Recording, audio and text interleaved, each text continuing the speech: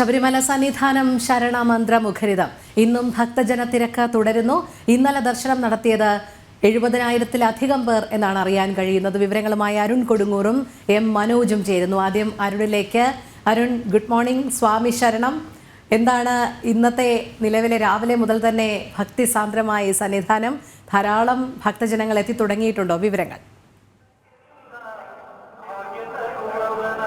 സ്വാമി ശരണം, ഇന്ന് ധാരാളം ഭക്തജനങ്ങൾ ഇന്ന് ഇവിടെ സന്നിധാനത്തേക്ക് എത്തിത്തുടങ്ങിയിട്ടുണ്ട്. എന്തായാലും സന്നിധാനം രാവിലെ മുതൽ തന്നെ ഭക്തിസാന്ദ്രമാണ്. കഴിഞ്ഞ ദിവസം 70,000-ഓളം ഭക്തജനങ്ങളാണ് ദർശനം നടത്തിയത്.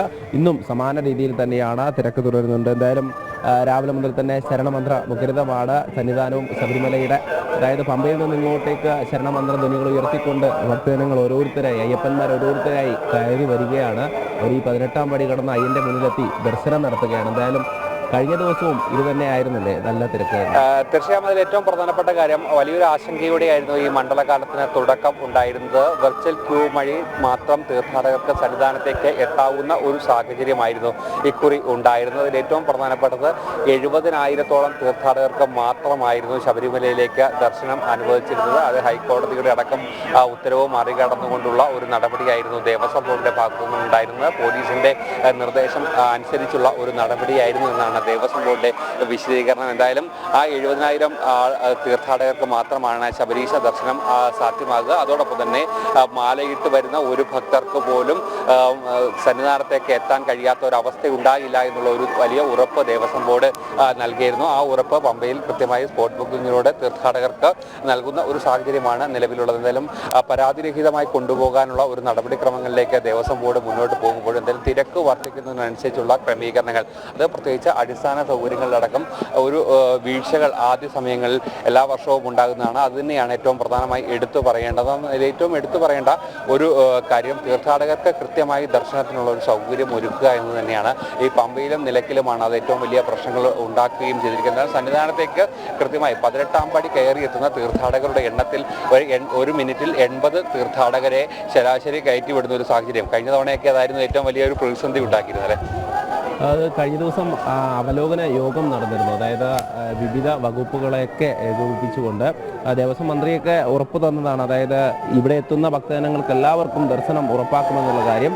എന്തായാലും അതൊക്കെ ഇനി ഓരോ ദിവസങ്ങളിലും നമുക്ക് ഈ ഓൺലൈൻ ബുക്കിംഗ് അത് എത്രത്തോളമാണ് ഭക്തർക്ക് ബുദ്ധിമുട്ടുണ്ടാവാത്ത രീതിയിൽ അവർക്ക് സൗകര്യപ്രദമാർന്ന രീതിയിൽ ദർശനം നടത്താൻ സാധിക്കുക എന്നൊക്കെ ഇനിയുള്ള ദിവസങ്ങളിൽ നമുക്ക് അത് അറിയാൻ സാധിക്കും. എന്തായാലും ഇന്ന് രാവിലെ മുതൽ തന്നെ സന്നിധാനമൊക്കെ ഇപ്പോഴും ഭക്തജനങ്ങൾ ഇങ്ങനെ വന്നുകൊണ്ടിരിക്കുകയാണ്. എന്തായാലും ഇത്തവണ സാധാരണ എല്ലാ വർഷക്കാലവും എല്ലാ മണ്ഡലകാലത്തും ലക്ഷങ്ങളാണ് ഈ സന്നിധാനത്തേക്ക് എത്തുന്നത് ഓരോ ദിവസവും. ഇത്തവണ ഓൺലൈൻ സംവിധാനം വഴിയാണ് ദർശനം നടത്തുന്നത്. വരുന്ന ഒരാഴ്ചത്തേക്കുള്ള ബുക്കിംഗ് പൂർണ്ണമായും പൂർത്തിയായിരിക്കുകയാണ്. എന്തായാലും സ്പോട്ട് ബുക്കിങ്ങിലൂടെ തീർത്ഥാടകർക്ക് സന്നിധാനത്തേക്ക് എത്തുന്നതിനുള്ള ഒരു ക്രമീകരണങ്ങളൊക്കെ തന്നെ എത്തിയിട്ടുണ്ട്.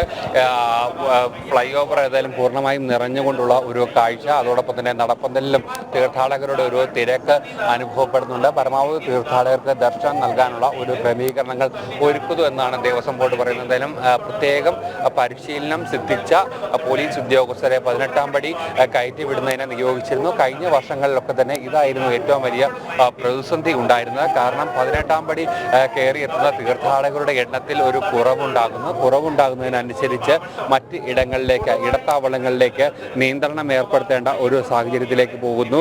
നിലയ്ക്കലും പമ്പയിലും എരുമേലിയിലും പത്തനംതിട്ടയിലും അടക്കം തീർത്ഥാടക വാഹനങ്ങൾ പിടിച്ചിടേണ്ട ഒരു സാഹചര്യങ്ങളൊക്കെ തന്നെയുണ്ട്.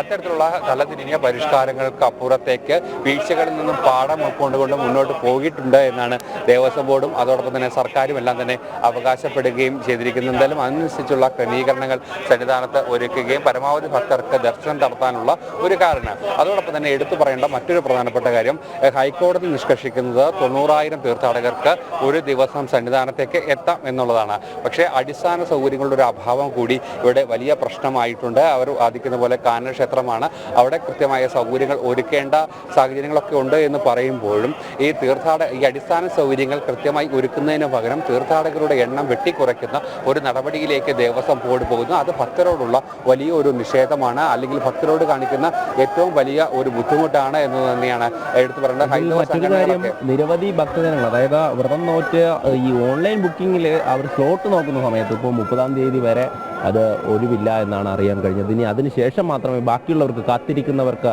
ദർശനം സാധ്യമാകൂ. സാധാരണയായി അവർക്ക് ഇങ്ങോട്ടേക്ക് എത്തിയാൽ മതി. പക്ഷേ ഇപ്പോൾ ഇവിടെ എത്രത്തോളമാണ് ഒഴിവ് എന്നുള്ളത് അറിഞ്ഞതിന് ശേഷം മാത്രമേ ഇങ്ങോട്ടേക്ക് ദർശനത്തിന് എത്താൻ വേണ്ടി സാധിക്കൂ. സ്പോട്ട് ബുക്കിങ്ങിന് എത്തിയാൽ പോലും അവർക്ക് ചെറിയൊരു ആശങ്ക നിലനിൽക്കുന്നത്. ഒരു ദിവസം 10,000 പേർക്കാണ് ഏർപ്പെടുത്തിയിട്ടുള്ളത്. എത്രത്തോളമാണ് ഇവിടേക്ക് എത്തുമ്പോൾ ID പ്രൂഫൊക്കെ പരിശോധിച്ച് എങ്ങനെയാണ് എന്നുള്ള കാര്യം അവർക്ക് ഒരു സംശയമൊക്കെ നിലനിൽക്കുന്നുണ്ട്. എന്തായാലും ഈയൊരു മണ്ഡലകാലം അത് പുതിയ പരിഷ്കാരങ്ങൾ, അതായത് ഇത്തരത്തിൽ ഓൺലൈൻ സംവിധാനമൊക്കെ ഏർപ്പെടുത്തുമ്പോൾ അത് ഭക്തജനങ്ങൾക്ക് ബുദ്ധിമുട്ടുണ്ടാവരുത് എന്നുള്ള രീതിയിൽ തന്നെയാണ് എല്ലാവരും ആവശ്യപ്പെടുന്നത്. എന്തായാലും അതിന് വേണ്ട ക്രമീകരണങ്ങൾ അധികൃതർ ഏർപ്പെടുത്തണം. അടിസ്ഥാന സൗകര്യങ്ങളാണ് ആവശ്യമായിട്ടുള്ളത്. കാരണം കഴിഞ്ഞ തുലാമാസ പൂജയ്ക്ക് നമ്മൾ കണ്ടതാണ്, ഭക്തജനങ്ങളൊക്കെ അവരൊക്കെ വിഷമത്തോടു കൂടിയാണ് പറഞ്ഞത്, ഞങ്ങൾക്ക് കുടിവെള്ളം കിട്ടുന്നില്ല, ഞങ്ങൾക്ക് മറ്റ് ഒരു പ്രാഥമിക കാര്യങ്ങളും നിർവഹിക്കാനുള്ള ഒരു നിവൃത്തിയില്ല എന്നുള്ള കാര്യം. ആ പരാതികളൊക്കെ പരിഹരിച്ച് മുന്നോട്ട് പോകുമെന്നാണ് പറഞ്ഞിട്ടുള്ളത്. ഇന്നും പമ്പയിൽ നിന്നും ഇങ്ങോട്ടേക്ക് എത്തുന്ന ഭക്തജനങ്ങളുണ്ട്. അവരൊക്കെ ഏത് തരത്തിലാണ് നമ്മളോട് പ്രതികരിക്കുക എന്ന് നമുക്ക് ഇനി വരുന്ന മണിക്കൂറുകൾ അറിയാൻ സാധിക്കും. എന്തായാലും തീർച്ചയായും പ്രധാനപ്പെട്ട ഒരു 2 കാര്യങ്ങളോട് ഇന്ന് നമ്മൾ പ്രേക്ഷകരിലേക്ക് എത്തിക്കുന്നുണ്ട്. തുടക്കത്തിൽ ഉണ്ടാകുന്ന ഒരു വലിയ വീഴ്ച, അതിലേറ്റവും പ്രധാനപ്പെട്ടത് ഈ കുഞ്ഞയ്യപ്പന്മാർക്കും മാളികപ്പുറങ്ങൾക്കും പ്രത്യേക ക്യൂ സംവിധാനം ഏർപ്പെടുത്തുമെന്ന് ദേവസ്വം ബോർഡ് പറഞ്ഞിരുന്നു. പക്ഷേ അത് നടപ്പായില്ല. അതോടൊപ്പം തന്നെ ശബരിമലയുടെ ശുചീകരണം സംബന്ധിച്ച 2 പദ്ധതികളായിരുന്നു ശബരിമലയിൽ ഉണ്ടായിരുന്നത്, പുണ്യം, പൂങ്കാവനം. അതോടൊപ്പം തന്നെ ഏറ്റവും പ്രധാനപ്പെട്ട മറ്റൊരു പദ്ധതി ദേവസ്വം ബോർഡ് തന്നെ നടപ്പാക്കുന്ന പവിത്രം ശബരിമല. ഈ 2 പദ്ധതികളും ഇപ്പോൾ നിലച്ചിരിക്കുകയാണ്, താളം തെറ്റിയിരിക്കുകയാണ്. ശബരിമലയുടെ ഈ ശുചീകരണ പ്രവർത്തനങ്ങളിൽ ഗുരുതരമായിട്ടുള്ള വീഴ്ച ഉണ്ടാകും എന്നുള്ള കാര്യത്തിൽ അതിന്റെ വിശദമായ വാർത്ത അടുത്ത മണിക്കൂറുകളിൽ ജനം TV തന്നെ പുറത്തേക്ക് കൊണ്ടുവരും. എന്തായാലും ആ ഒരു വിഷയത്തിലൊക്കെ കൃത്യമായി തുടക്കത്തിൽ ഉണ്ടാകുന്ന ആ വീഴ്ചകളൊക്കെ തന്നെ പരിഹരിച്ച് മുന്നോട്ട് പോയില്ല എങ്കിൽ വരും ദിവസങ്ങളിൽ, പ്രത്യേകിച്ച് മണ്ഡല പൂജാ സമയത്തും മകരവിളക്ക് സമയത്തും ഒക്കെ തീർത്ഥാടക ലക്ഷങ്ങൾ സന്നിധാനത്തേക്ക് ഒഴുകിയെത്തുന്ന ആ സമയത്ത്, ആ വേളയിൽ വലിയ രീതിയിലുള്ള ബുദ്ധിമുട്ട് ഭക്തർക്ക് ഉണ്ടാകും എന്നുള്ള കാര്യത്തിൽ യാതൊരു തരത്തിലുള്ള സംശയവുമില്ല. അതിൽ ഏറ്റവും പ്രധാനപ്പെട്ടത് കഴിഞ്ഞ മാസപൂജാ സമയത്തുണ്ടായ പ്രശ്നങ്ങളൊക്കെ തന്നെ മുന്നിലുണ്ട്. ഹൈക്കോടതിയുടെ പ്രത്യേക നിരീക്ഷണം സന്നിധാനത്തുണ്ട്. ഏതായാലും ആ വീഴ്ചകളൊക്കെ തന്നെ പരിഹരിച്ച് മുന്നോട്ട് പോകേണ്ട ഒരു സാഹചര്യം തന്നെയാണ് നിലവിലുള്ളത്. തീർച്ചയായും അത് തന്നെയാണ്. ആദ്യഘട്ടത്തിൽ തന്നെ ഈ വീഴ്ചകൾ പരിഹരിച്ചില്ലെങ്കിൽ ഇനി വരുന്ന ദിവസങ്ങളിൽ നിരവധി ഭക്തജനങ്ങൾ ഇങ്ങോട്ടേക്ക് എത്തുമ്പോൾ അത് നിയന്ത്രിക്കാനാവാത്ത തരത്തിലേക്ക്, അല്ലെങ്കിൽ മറ്റ് അവർക്ക് വേണ്ട അടിസ്ഥാന സൗകര്യങ്ങളോ, അല്ലെങ്കിൽ ഇവിടെ നേരത്തെ സൂചിപ്പിച്ചതുപോലെ തന്നെ വൃത്തിയുടെ കാര്യമായാലും ഈ പ്ലാസ്റ്റിക്കിൻ്റെ ഒക്കെ കാര്യമായാലും ഒക്കെ അതിലൊക്കെ വലിയ ബുദ്ധിമുട്ട് ഇനി വരുന്ന ദിവസങ്ങളിൽ ഉണ്ടാകും. അതുകൊണ്ട് തന്നെ ആദ്യ ദിവസങ്ങളിൽ തന്നെ ഇതൊക്കെ പരിഹരിച്ച് മുന്നോട്ട് പോകണമെന്നാണ് ഇവിടെയുള്ള അധികൃതരോട് അടക്കം ആവശ്യപ്പെടാനുള്ളത്. എന്തായാലും ഈ ഒരു ദർശന സമയം കൂട്ടിയത് കുറച്ചുകൂടെ, അതായത് 18 മണിക്കൂറാക്കി വർദ്ധിപ്പിച്ചത് ഇവിടെ എത്തുന്ന ഭക്തജനങ്ങൾക്ക് ആ ദർശനം ഉറപ്പാക്കാനാണ് എന്നുള്ള കാര്യം അറിയിച്ചിട്ടുണ്ടായിരുന്നു. എന്തായാലും ഇന്നും ഈ തിരക്ക് എങ്ങനെ തന്നെ തുടരുകയാണ്. ഓരോ ദിവസം കഴിയുന്തോറും എത്ര അയ്യപ്പന്മാരാണ് ഇന്നും മാലയിട്ട് വ്രതം നോറ്റുകൊണ്ട് ഈ സന്നിധിയിലേക്ക് എത്തുവാൻ വേണ്ടി കാത്തിരിക്കുന്നത് എന്ന് നമുക്കറിയാം. എന്തായാലും ഒരൊറ്റ ലക്ഷ്യം, അയ്യപ്പൻ, ഒരൊറ്റ മോഹമാണ് ആ ഒരു ദർശനം. അതിനു വേണ്ടിയിട്ടാണ് ഓരോ അയ്യപ്പന്മാരും ഇത്രയും കഠിനമായി ഈ മല ചവിട്ടി ഇവിടേക്ക് ഭക്തിപൂർവ്വം എത്തി. പല ദേശങ്ങളിൽ നിന്നും പല വികാരങ്ങളോടെ, ഒരു അയ്യപ്പൻ എന്നുള്ള മനസ്സിൽ ഒരേ വികാരത്തോടെ അവരെല്ലാം തന്നെ സന്നിധാനത്തേക്ക് എത്തുന്ന ഒരു സാഹചര്യം. എന്തായാലും ഈ തീർത്ഥാടന കാലത്ത് എന്തായാലും 2 മണിക്കൂർ ദർശന സമയം വർദ്ധിപ്പിക്കുന്ന ഒരു സാഹചര്യമാണ് ഉണ്ടായത്. ഇതൊക്കെ തന്നെ തീർത്ഥാടകർക്ക് ഒരു പ്രയോജനം കിട്ടും. പരമാവധി തീർത്ഥാടകർക്ക് ദർശനം കൊടുക്കുന്നതിനുള്ള ഒരു നടപടിക്രമങ്ങളിലേക്ക് പോകാനുള്ള ഒരു ക്രമീകരണങ്ങളുടെ ഭാഗമായി തന്നെയാണ് ഈ ദർശന സമയം തുടക്കത്തിൽ തന്നെ വർദ്ധിപ്പിക്കുന്ന തിരക്ക് നോക്കാതെ എല്ലാ ദിവസവും 2 മണിക്കൂർ വർദ്ധിപ്പിച്ച് 18 മണിക്കൂറിലേക്ക്. ശബരിമലയിൽ സന്നിധാനത്ത് രാവിലെ മുതൽ തന്നെ വൻ ഭക്തജന തിരക്കാണ്. അരുൺ കൊടുങ്ങൂറും മനോജുമാണ് വിവരങ്ങൾ നൽകിക്കൊണ്ടിരുന്നത്. വരും മണിക്കൂറുകളിലും അവർ ഭക്തരുടെ പ്രതികരണങ്ങളും അതോടൊപ്പം അടിസ്ഥാന സൗകര്യങ്ങളുടെ അപര്യാപ്തതയും ഒക്കെ ജനം TV-യിലൂടെ റിപ്പോർട്ട് ചെയ്യും എന്ന് തന്നെയാണ് കരുതേണ്ടത്. നമുക്ക് വരും മണിക്കൂറുകളിൽ അതുമായി ബന്ധപ്പെട്ട കൂടുതൽ വാർത്തകളിലേക്കും എത്തേണ്ടതുണ്ട്.